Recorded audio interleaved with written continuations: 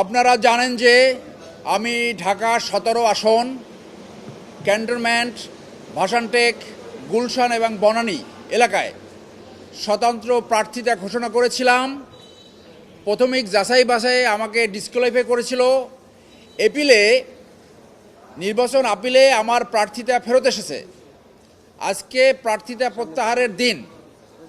একই আসনে শেষ মুহূর্তে বিএনপির চেয়ারপারসন জনাব তারেক রহমান প্রার্থিতা ঘোষণা করেছেন এবং তিনি এই আসনে কম্পিটিশন করছেন। আমি যেহেতু জাতীয়তাবাদী আদর্শ ধারণ করি, লালন করি, পালন করি, বেগম জিয়ার সাথে এবং তারেক রহমানের সাথে দীর্ঘদিন রাজনীতি করেছি, জেল খেটেছি, আদর্শ ধারণ করেছি।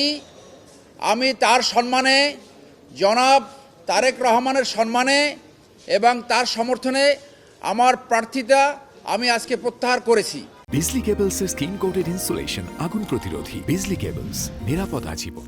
না, যেহেতু এখানে একজন পার্টি চেয়ারম্যান যে আদর্শ আমি ধারণ করি, এখনও আমি ওই দলের সদস্য, এইখানে তাকে সহযোগিতা করাই আমার দায়িত্ব।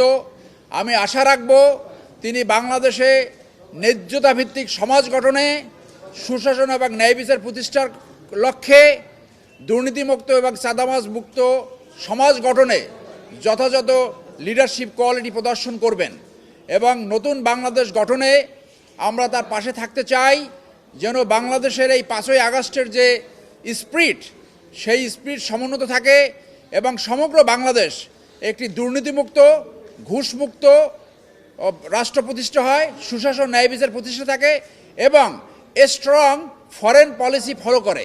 সেই ব্যাপারে তিনি দায়িত্ব পালন করবে বলে আমি আশাবাদ ব্যক্ত করি।